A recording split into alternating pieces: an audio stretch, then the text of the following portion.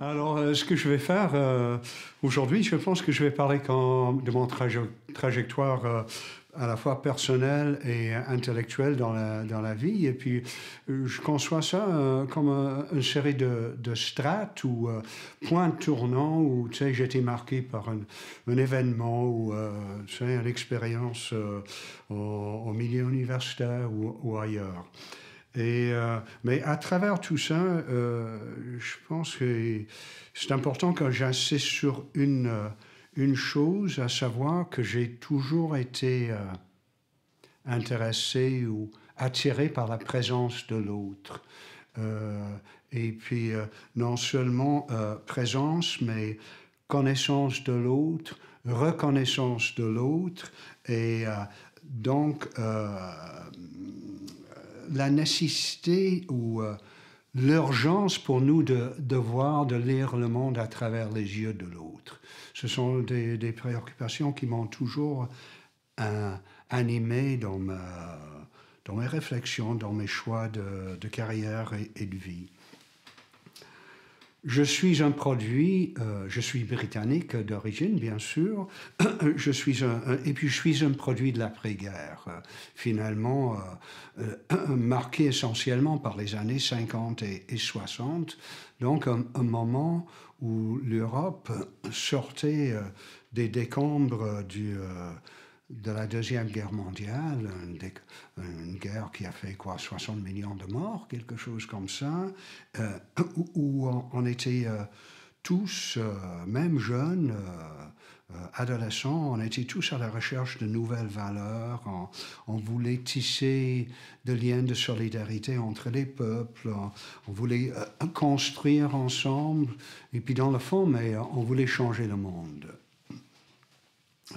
Changer le monde dans une perspective un peu comme je pense aux écrits d'Albert Camus que j'ai lisé à l'âge de 15-20 ans, ou peut-être aussi une grande exposition de photos à New York qui a lieu en 1955, intitulée The Family of Man, ou bien en français La mémoire du monde. Alors c'était un peu l'environnement global qui m'a marqué dans ma jeunesse, m'a animé, puis m'a orienté sur une certaine voie dans la vie. Ceci dit, je suis né aux États-Unis. Ça, c'est le premier peut-être choc. J'appelle ça souvent un accident de parcours, parce que j'ai passé les premiers peut-être, le premier mois, les premières 6 semaines de ma vie là-bas, et puis je suis né juste avant la Deuxième Guerre, le début de la Deuxième Guerre mondiale, et puis on a pris le dernier paquebot, apparemment, en partant des États-Unis en direction de l'Angleterre. C'est juste au moment où la guerre se déclarait, donc fin août 1939. Pourquoi aux États-Unis? C'est parce que du côté paternel, je suis d'origine écossaise ou bien de la frontière entre l'Écosse et l'Angleterre. Le Nord, et puis les Écossais, mais c'est un peuple qui a essaimé, quoi, qui a été éjecté un peu partout dans le monde. Côté paternel, j'avais de la famille aux États-Unis, ou apparemment au Canada, Australie, Nouvelle-Zélande, Afrique du Sud. C'était un peu des victimes de l'histoire, les Écossais, comme bien d'autres peuples. Eh bien, j'ai eu 3 grandes tantes qui sont parties de la frontière entre l'Écosse et l'Angleterre, au début du XXe siècle, sont partis aux États-Unis. 3 grands-tantes qui sont parties travailler aux États-Unis, à une époque où les femmes ne travaillaient pas en Angleterre, et puis où ils ont fait leur vie là-bas, se sont jamais mariés, et puis ont terminé leur vie à Troyes, dans le Michigan. Et puis une de ces grandes-tantes-là s'occupait de la famille. Elle entretenait le réseau à travers le monde, écrivait, je sais, nous, après la guerre, elle nous envoyait des colis avec la nourriture. Elle est venue en Angleterre et puis nous a acheté notre première machine à laver. Et puis, enfin, cette grande-tante en particulier, elle gérait un peu la famille, s'occupait de la famille, et puis elle a fait venir mon père aux États-Unis. Et puis, étant une famille faite de protestants purs et durs, je suis le produit de 3 générations de pasteurs méthodistes, et puis les méthodistes sont des gens assez durs, stricts, je dirais même, comment dire, peut-être pas bornés, mais enfin, ils possèdent une vérité absolue, quoi. Et puis derrière, mon grand-père a même été pasteur apparemment pendant un bout de temps en Irlande du Nord. Alors, ça nous aide à comprendre beaucoup de choses. Bon, ces grandes-tantes-là m'ont fait venir mon père aux États-Unis et puis envoyé à un collège où il a été formé pour devenir pasteur. Et puis, il a été pasteur et fait venir ma mère, l'Angleterre. Ma mère n'était pas trop heureuse là, puis elle faisait des allers-retours entre les États-Unis et l'Angleterre. Mais mon père, lui non plus, je pense qu'il n'était pas très heureux, parce que finalement, puis j'ai appris ça très tard, que si on a quitté rapidement les États-Unis sous la couverte du début de la Deuxième Guerre mondiale, c'est parce que mon père avait l'habitude de prendre l'argent de l'Église pour parier sur les courses de chevaux. Et puis, alors, on lui a fait comprendre, mais ou bien il rentre en Angleterre pour défendre son pays, et puis ou bien il sera traduit devant la justice. Alors il est rentré en Angleterre, puis il n'avait plus rien à faire avec l'Église par la suite. Il est devenu, comme moi je l'ai connu plus tard, il est devenu commis voyageur et il vendait des cartes géographiques aux industriels. Alors ça, c'est le côté paternel de ma famille, donc une famille éclatée, éparpillée à travers le monde, avec assez fermée sur elle-même et puis sur sa vision du monde. Et j'avais pas de cousins, cousines, donc j'avais pas très peu de liens avec le côté paternel. On est rentré en Angleterre, moi j'avais 1 mois, 2 mois, et puis on est allé vivre dans le village, la petite ville où mes grands-parents maternels demeuraient, et puis aussi la plupart de mes tantes et oncles, cousins, cousines. Et puis ça, c'était dans le nord de l'Angleterre, un petit port de pêche connu pour avoir formé le capitaine Cook. C'est là où il a pris le métier de navigateur, et puis c'est là où il a fait construire la plupart de beaucoup de ses bateaux. Ces bateaux conçus pour transporter le charbon entre le nord de l'Angleterre et le sud. Alors des premières semaines de ma vie jusqu'à l'âge de 8-9 ans, j'ai vécu à Whitby, dans le nord de l'Angleterre, dans un milieu familial très chaleureux, entouré d'oncles et tantes, cousins, cousines, et puis un milieu qui était de petits commerçants, un milieu qui était plus ouvert, parce que port de pêche, avec un enracinement profond dans le Yorkshire, mais je dirais une certaine ouverture sur le monde du fait que c'était un port de pêche, et puis bon, il y avait des bateaux qui arrivaient parfois des Pays-Bas et tout ça. Il n'y avait pas la même intransigeance. Et puis, alors, c'est cette région-là, du nord de l'Angleterre, qui est devenue un peu mon milieu d'appartenance. C'est là où j'ai pris racine et puis où je me sentais chez moi. Mais à l'âge de, je pense que j'avais 9 ans, parce qu'en attendant, mon père travaillait dans une usine dans le sud de l'Angleterre. Il nous a fait venir dans le sud pour vivre avec lui dans le sud-ouest, une ville qui s'appelle Cheltenham. Et puis pour moi, c'était un premier choc troublant d'une certaine façon, parce que j'arrivais du Nord avec mon accent, probablement un certain vocabulaire aussi, puis ma façon de voir le monde. Et puis, je me rappelle, les enfants à l'école se moquaient de moi, riaient. Et puis, alors j'ai dû changer d'école. Et puis ça a pris beaucoup de temps pour s'habituer à ce nouveau contexte.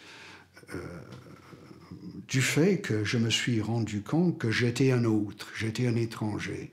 Et puis, c'était la première fois dans ma vie. Et puis, je ne me suis jamais adapté au sud-ouest de l'Angleterre. Et je ne me sentais jamais chez moi là. Et puis, bon, mais c'était peut-être facile, un facteur... quelque chose qui a contribué à ça, c'est le fait que chaque été, on retournait chez mes grands-parents dans le Nord. Donc, je passais chaque été, comme beaucoup de monde, chez les grands-parents. Et puis, c'est ça qui me nourrissait dans ma famille maternelle. Je me nourrissais de ça. Et puis, pour moi, c'est de là où je sortais, où je m'appartenais. Mais enfin, ceci dit, à 11 ans, je passe au lycée, et puis là, ça allait très bien. J'étais un excellent étudiant, j'étais sportif, je représentais l'école en rugby, cross-country,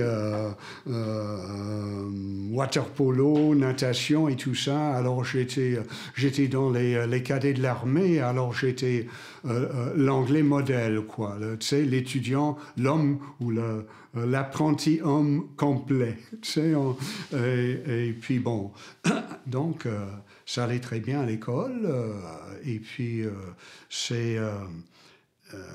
donc j'avais mes racines dans le Nord, et puis j'étais formé, je cheminais sur le plan intellectuel dans le Sud. Et puis, rendu à l'âge de 13, 14 ans, peut-être je commençais à voyager. En vélo surtout, mais sur le pouce aussi. On voyageait facilement à l'époque comme ça. Et puis, je commençais à faire ce que j'ai fait pendant le restant de ma vie. Je cherchais à passer ailleurs. Je suis allé au Pays de Galles, je suis allé en Écosse. Alors la découverte d'autres langues, le gallois, puis le gaélique, qui était là où j'allais, c'était des langues courantes, et puis d'autres manières d'être au monde.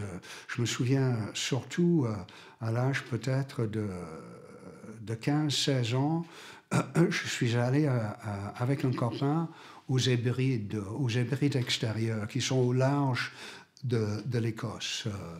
Et puis là, on est campé, puis on a connu des petites agriculteurs, ce qu'on appelle des crofters en anglais ou en écossais, des gens qui vivaient très simplement dans les maisons avec des planchers à terre battue, des murs de pierre de champ, et puis des toits de chaume, et puis avec les cordes à travers le toit, puis des grosses roches à chaque bout pour tenir la toiture en place pendant l'hiver, qui chauffaient avec la tourbe, qu'ils coupaient eux-mêmes, et puis qui en même temps qui parlaient de l'Amérique.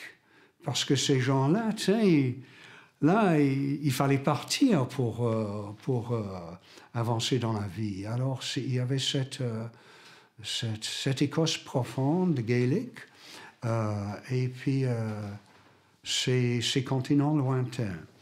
Et alors, voilà, c'était mes... autrement dit, je commençais déjà à traverser des frontières et puis passer ailleurs. Et puis j'aimais ça.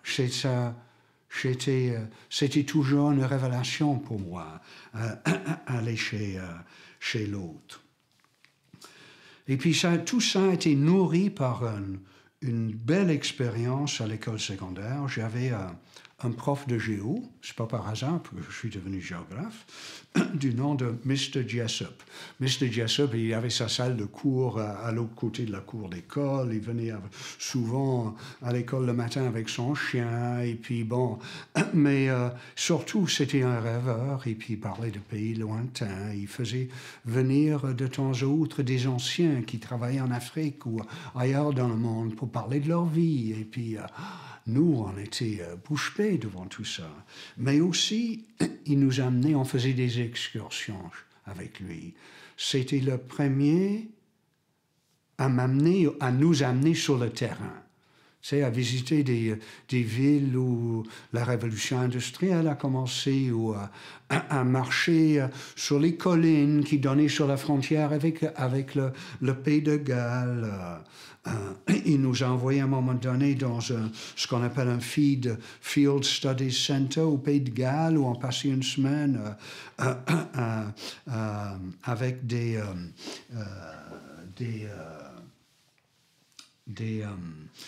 enseignants en environnement, des naturalistes et puis des historiens à marcher puis à découvrir à travers les yeux puis par le contact physique.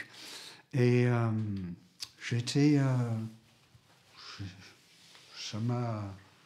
décidé à ce moment-là qu'il fallait que j'aille vers la géographie. Alors, et puis, bon, voilà, à la fin du secondaire, j'ai été accepté à l'université d'Oxford, dans un grand collège de Balliol, et puis j'ai choisi d'étudier la géographie à cause de Mr. Jessup, et puis ce qu'il nous a montré, puis ce qu'il a partagé avec lui.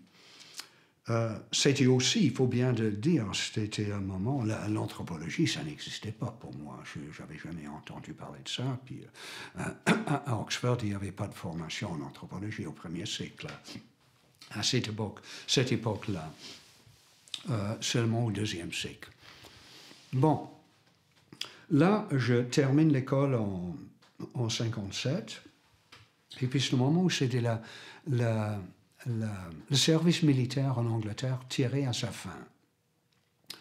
Alors, j'avais le choix, soit de faire mon service militaire comme volontaire, soit d'aller tout de suite à l'université, ou bien de prendre congé pendant 1 an, puis faire autre chose. Bon, bien sûr, je ne voulais pas faire mon service militaire comme volontaire. Et puis, je trouvais que j'étais trop jeune pour aller à l'université, tout de suite à l'université. Alors, j'ai pris 1 année pour moi. Et puis, j'ai passé quelques mois à ramasser de l'argent. Et puis, ensuite, je suis parti en Europe en vélo avec, je pense que j'avais 30 livres en poche. Et puis, je suis parti d'abord et surtout pour travailler avec ce qu'on appelle aujourd'hui un ONG, le Service civil international. Le Service civil international avait été créé dans la foulée de la Première Guerre mondiale par des pacifistes chrétiens. Je pense que les premières rencontres ont eu lieu en Belgique en 1919. Et puis ensuite, c'est un ingénieur suisse qui a lancé ça en 1920. Donc, des camps de travail, des work camps, comme ils appelaient en Angleterre, en anglais, où la philosophie était de jumeler travail physique et réflexion. et un peu comme les moines bénédictins peut-être. Et puis, où le but était de rassembler des gens d'origine ethnique, nationale, diverses, de classes sociales diverses, d'âges différents, et puis les mettre à travailler ensemble. Et puis toujours dans le but de rebâtir l'Europe, d'abord après la Première Guerre mondiale, puis après la Deuxième Guerre mondiale. Ce qui était le propre du service civil international, c'était ce désir de mettre l'homme au centre de leurs préoccupations, ou de nos préoccupations. Comme ça, j'ai fait 3 camps avec eux. J'ai commencé au Havre avec un prêtre ouvrier, et puis on était de partout. Je me rappelle, il y avait un ancien pilote de Messerschmitt, un Allemand, qui avait fait la Deuxième Guerre, il y avait une juive suédoise, il y avait des et puis américains avant l'heure, tout, des chômeurs aussi. Et puis notre mandat, c'était de rénover un bâtiment pour accueillir des immigrants illégaux qui arrivaient d'Afrique de l'Ouest sur des bateaux au Havre. Donc, animé par un prêtre ouvrier. Alors, j'ai passé plusieurs semaines là. Et puis après, j'ai repris, je suis réembarqué sur mon vélo, puis je suis rendu à Paris, et là, j'étais dans un hospice de l'Abbé Pierre. Et puis là, on a travaillé avec les pauvres, c'était surtout le quartier autour de la Bastille, apporter de la nourriture, nettoyer les maisons, fournir des services essentiels.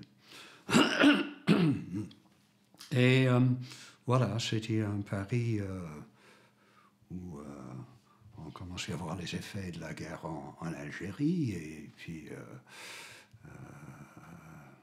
beaucoup de choses en tout cas. Tu sais, un Paris qui restait très pauvre, noir, gris, noir. Je sais par la suite, j'ai retrouvé ce Paris-là dans l'œuvre des photographes humanistes, ce qu'on appelle Winnie Ronis et tous ces gens-là. C'était le Paris que j'ai connu en 1957. Puis après mon séjour à Paris, j'ai continué en vélo jusqu'en Suisse, en Suisse alémanique. Et puis là, j'étais dans l'Appenzell, et puis là, on faisait des travaux sur une école, un collège qui formait des filles pour devenir des épouses de fermiers. Travailler à la ferme, et puis faire de la cuisine, etc., etc. Mais il y avait toujours cette richesse, cette petite communauté où on arrivait essentiellement de partout en Europe. On était tous des camarades, on se disait camarades, c'était un mélange je dirais, de christianisme et de communisme. Christianisme au sens de dignité de l'homme, et communisme au sens un monde sans classe sociale. Excusez. Et donc, on était des bâtisseurs, des rêveurs, et je me rappelle, on marchait dans les montagnes, et puis, tu sais, on a des livres de chansons, de cantiques, et puis on chantait des chansons dans plusieurs langues de l'Europe. Je me souviens encore d'une chanson italienne, L'inverno è passato, l'aprile non c'è più. Il ritornato in maggio al canto del coucou. Et puis nous, les camarades, tu sais, bras dans les bras, c'était magnifique, quoi.